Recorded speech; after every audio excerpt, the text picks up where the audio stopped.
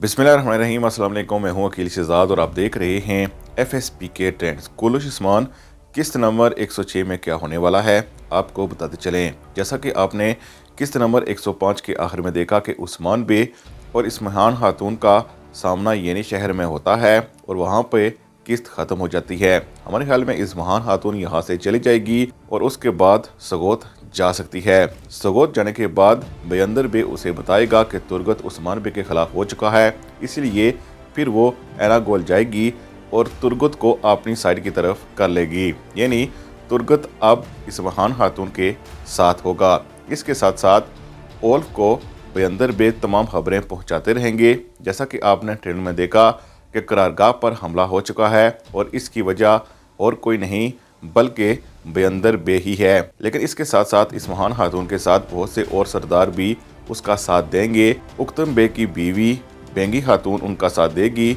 लेकिन उक्तम बे और उनकी बेटी आइचिचिक खातून उस्मान बे का साथ देंगी। ये कुछ आने वाली एक साथ में होने वाला है।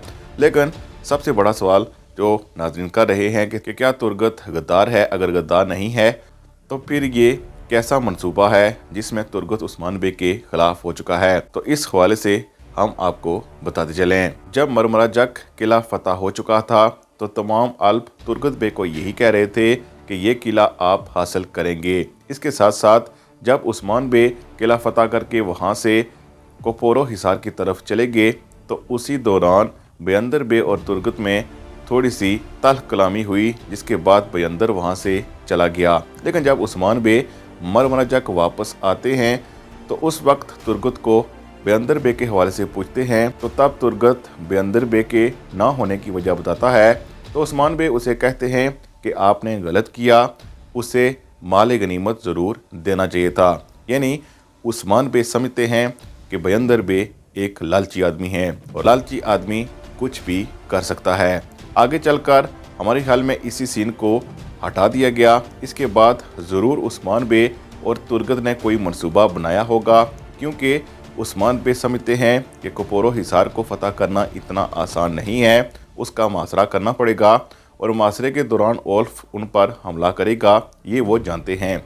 इसके साथ साथ चूँकि येनी शहर में बहुत से जासूस और गद्दार मौजूद हैं जिनमें बेअंदर बे भी शामिल हैं, इसलिए उस्मान बे को शक है कि जब वो मुहिम पर जाएंगे तो फिर वो सब के सब जासूस और गद्दार ओल्फ को इस हवाले से बता देंगे। इसीलिए उस्मान बे की एक चाल जो उन्होंने तुर्गत के ज़रिए चली है, यानी अब तुर्गत चूँकि उनके ख़िलाफ़ हो चुके हैं, इसीलिए जो उस्मान बे के येनी शहर में दुश्मन हैं वो तुर्गत को अपने पास बुलाएंगे। और ऐसा ही आपने कुलुश उस्मान किस्त नंबर 106 के ट्रेलर में देखा कि इस्महान खातून उसके पास पहुंच चुकी हैं। दूसरी तरफ ओल्फ भी करारगाह पर हमला करने वाला है, लेकिन हमें लगता है कि करारगाह पर वो हमला तो कर रहा है, लेकिन इस हवाले से तुर्गत ही वो शख्स होगा जो उस्मान बे को बर वक्त बताएगा, जिससे नुकसान कम से कम होगा। यानी ये हमला भी ओल्फ का नाकाम ही रहने वाला है। लेकिन आने वाली चंद एक साथ तक हमें नहीं लगता कि तुर्गत उस्मान बे का साथ दे पाएगा, क्योंकि इस्महान खातून के आने के बाद तमाम मामलात थोड़े गड़बड़ हो चुके हैं। यानी उस्मान बे अब तुर्गत से कुछ देर तक दूरी बनाए रखेंगे।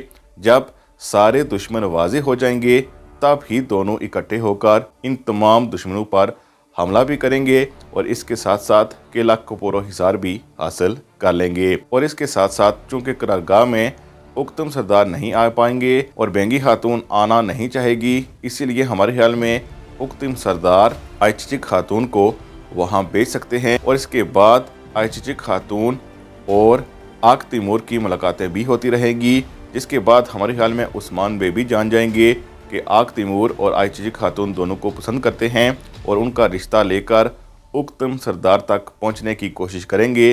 लेकिन हो सकता है कि इस्महान खातून बेअंदर का रिश्ता लेकर पहले ही पहुंच जाए। ये सब कुछ दिलचस्प आने वाले एक साथ में होने वाला है, इसीलिए मज़ीद अपडेट्स और बेहतरीन तज़किये के लिए FSP के ट्रेंड्स को ज़रूर सब्सक्राइब कर लें ताकि आप बर वक्त बेहतरीन तज़किये से आगाह रह सकें। अल्लाह हाफिज़।